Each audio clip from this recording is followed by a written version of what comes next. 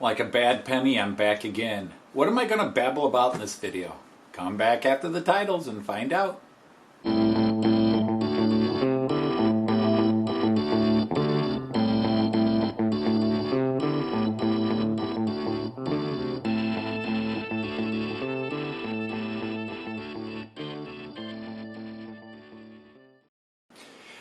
Hey everybody, Anthony Dodge, Model Train Outsider, the Marklin Outsider, back again.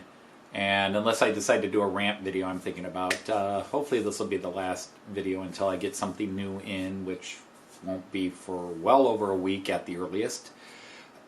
In this video I want to talk about, I want to reply to a couple of comments, questions that people had when I was talking about the Railjet and the connection system, and why that little $4 piece is so important.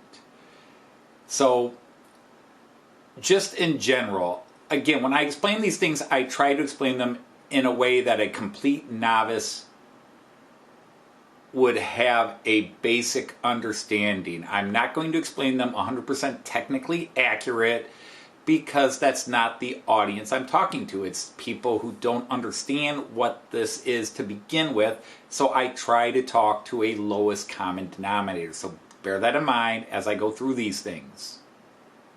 Alright, so my Railjets and my ICEs have a special type of coupler. You can't just use any locomotive, and you can't add, much to even my grandson's chagrin, you can't just add any cars to one of those trains. When I am using one of these higher-end Rocos or Marklin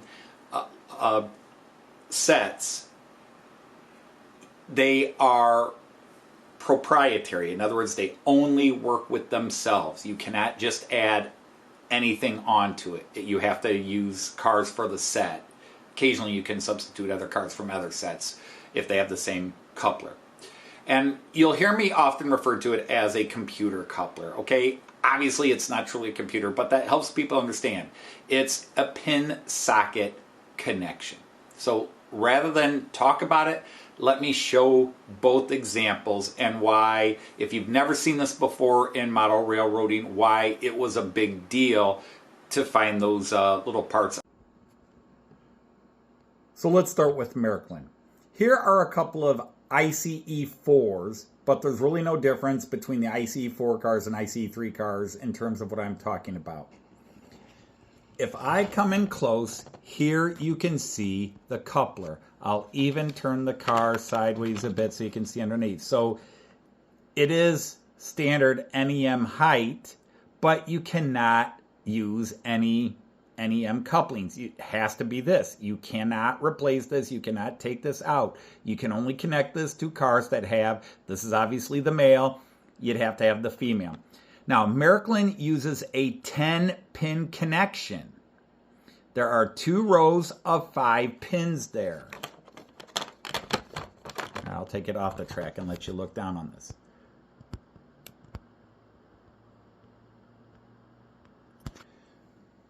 So I sometimes will refer to these as computer connectors. They're pull tab connectors, whatever you want to call them. So you need a P, you can only connect it to a car that has the female. So I'll just turn this around, and now you can see the female. So you can see a Marklin, whoops, like a decoder socket, like a computer socket when you're plugging in certain memories and such.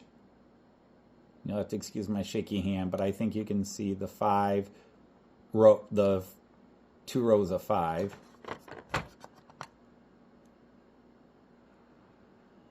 And they attach that way. Now, on the Marklin, there are 5 wires that run through. And they run through each car as you connect them all. So you line up all the cars in the set, you line them all together, and you connect them. And then all the functions go from the decoder out, and instead of going through the track the way some old decoders would do, where the signal goes from your controller through the electrical signal up and into the decoder, well, it now runs from the decoder out through the cars. You still have obviously the power pickup, but it all runs through here. You get the information to the decoder. So that is the Marklin connector. So now let's look at the Roco connection. Now the Roco connection is a little harder to see. It is a 4-pin. There are 4 brass or copper pins down in there, and it's kind of hard to see, and no matter how much I try to zoom in, you might be able to see 3 or maybe you see all 4, but usually they're kind of blocked because they're protected by this coupler. And as soon as I put my finger in, and then there are 2 long prongs. Those guide it into the female connector side. Let me bring that in for a second, but you've got 4 pins. The Marklin has 10 pins. Roco goes with 4.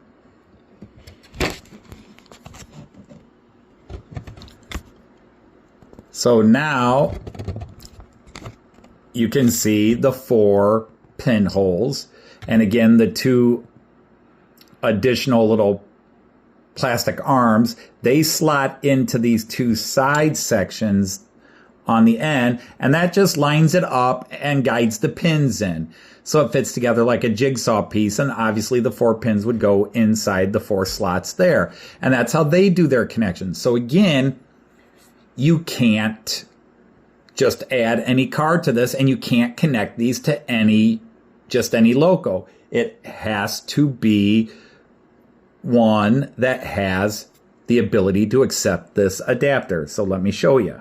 So here is my Jägendorfer Taurus Beethoven, and as you look, it comes with standard NEMS socket coupling. I don't know how well you're going to see that, especially with my shaky hand. And that is basically a variation of the Marklin A connector, as it's called. I believe that's what it's called. I think my friend Jean Ricard taught me that. And it will have a standard pocket. Well, there is no way, even if this Beethoven pulled a Railjet, there's no way I could connect it to my Railjet because it doesn't come with that adapter. Roco makes very few of their locomotives that come with that particular type of connection, a pin connection. Now, I'm going to show you another one.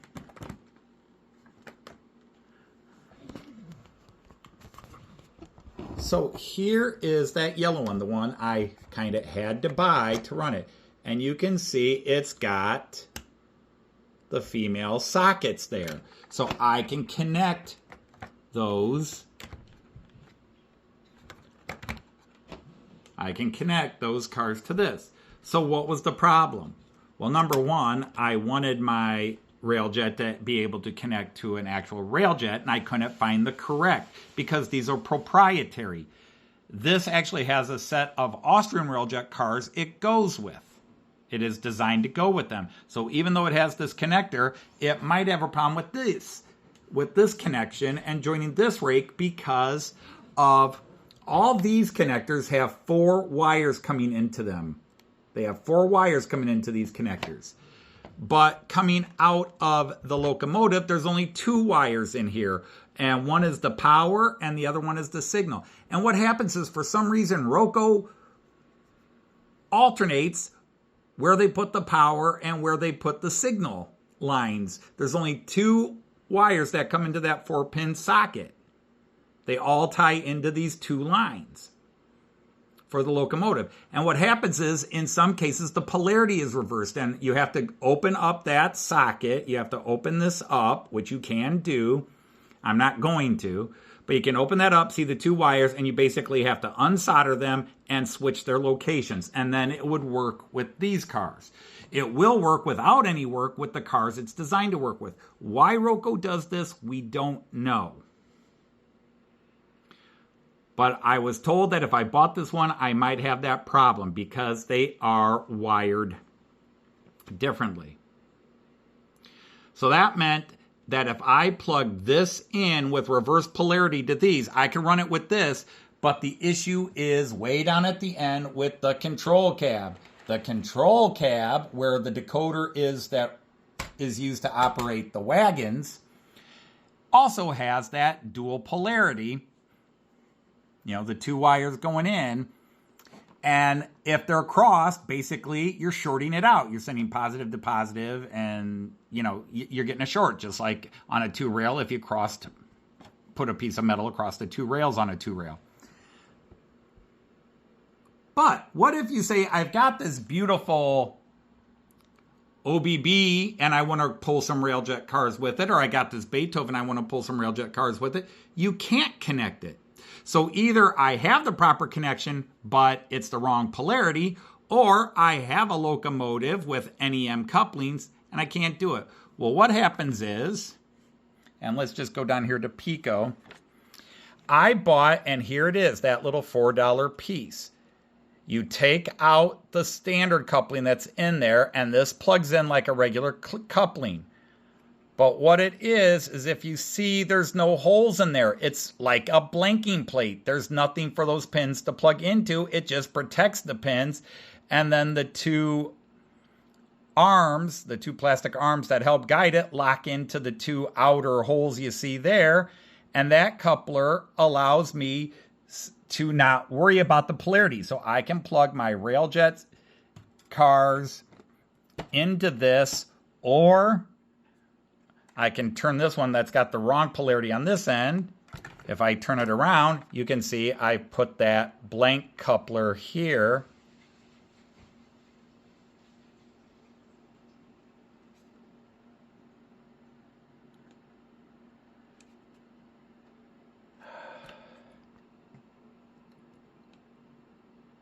So there's no electrical inside, and these are now capable of pulling these cars. So if I want the Beethoven to pull my Railjet, all I got to do is take out that coupling and insert this coupling, and now any locomotive can pull these pin socket wagons.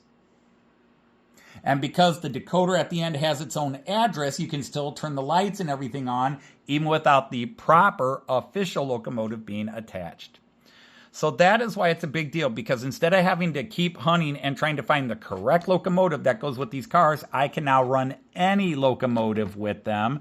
And by using that blank coupler, I can put it on any locomotive. I could bring in a Marklin, one of the new American Union Pacific 44s that they've released, and I can stick this coupling on one end, and I could have a Union Pacific pulling all these. So that's the nice thing about that coupling, is it allows me to connect any model locomotive. Not only does it help me avoid the polarity problems, but it also allows me to use any locomotive. I just take out whatever coupling it has, and I stick that coupling on it, and they go together. So you can see you got the two arms will attach there.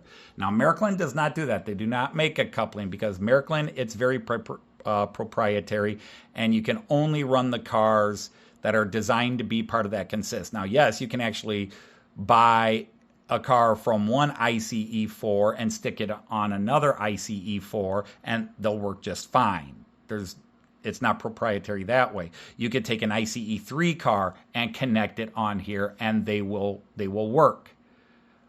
But you cannot run ICE3 or 4 cars with anything that doesn't have those pin connectors, couplers, and you cannot add any cars to it. There's no blank plates, there's no adapters to do it. So that is why it's a big deal, because now not only can I take this Pico Railjet, which I have, which is gorgeous and is a great runner, so instead of constantly searching and waiting to find the correct Roco blue Railjet, Czech Railjet locomotive, I've got a Pico already here that's in great shape that I can use instead, and it looks the same, everything works, the lights in the cars work, and it just saves me that much hassle. Okay, so for those who are asking or saying they didn't quite understand what was going on, I hope that this video helped show it.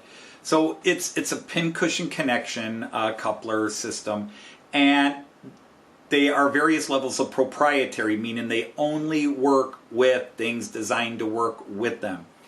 In Roco's case, the weird situation is the polarity issue. There's a brown wire and a blue wire that come off the locomotive and go into the female coupler on the locomotive. And what happens is in some Roco series, the blue is second and the brown is first, and in others, the blue is first and the brown is second. And if they short out, and I was told this by 3 different model shops and Roco, that says if you have the short out problem, you're going to have to go change those wires. You're going to have to change the polarity. So rather than deal with that, Roco very weirdly in their instruction booklet for the cars has just a little section where it talks about this special adapter that was so hard to find. That was the weird thing with that video, is how hard these adapters were to find because they're such a brilliant piece. And I've gotten response from several people that have been in this hobby longer than me and run Roco stock and Marklin stock and so forth, and said they didn't know this piece had been made. Now they often have older sets, and I know compared to my current Railjet and the new Railjet, even though they're still 4-pin connectors, the way they connect has been subtly modified. I think they would be, quote, interchangeable. I could take a Austrian Railjet and stick it on this rake, and I think I could still connect them. But the connecting pieces, the little arms and the slots for the arms, or sleeves, I guess, if one's an arm, the other's a sleeve, they are subtly different. And that's the difference of one model that's from 2014, 2015, and another model that's from 2021, 2022. But supposedly this system allows for more cohesive signals through the decoders. And so basically you have a master-slave relationship in some cases between the decoder in the locomotive and the decoder in the control cab. But it is a unique system. If anybody's familiar with a similar system with American trains or UK trains, please let me know. I'd be curious to see it. Because like my Azuma, which is a high-speed UK Hornby train, each car has its own pickups. So they just have a basic connector, between a coupler, basic coupler, and each car has its own pickup to power its own lighting system. And in some ways, I think I don't know which one's better. I see positives for both systems. But you could do much more, these 28, 32 function setups with these. It just accordingly, it just allows for a more cohesive running of the unit. I don't know. This is not my area expertise, but several people did comment and ask, I talk about this and what's the difference. So now you see that little $4 piece not only solves my polarity issue with my yellow locomotive with these Railjet cars, and there might be a polarity issue if I wanted to run that locomotive with my other Railjet, because that is a potential I would like to try, because this yellow guy here, this is a Railjet locomotive. This pulls Railjet, and there was actually a series of cars released this year by Roco with the same connectors that go with this. But it wouldn't have the polarity issue because they're designed to take the polarity lined up in this one. And that's the problem, and why Roco isn't uniformed is frustrating. And it changes from year to year or run to run. Who knows? Maybe somebody watching this video will know. But yeah, it's crazy. And when you spend $600 to $700 on a rake of cars, and then another $200 to $300 on a locomotive, and all of a sudden they won't work together because of the polarity, and then you have to do some sort of microsurgery soldering on the locomotive, that's not a lot of fun. And you shouldn't have to do that.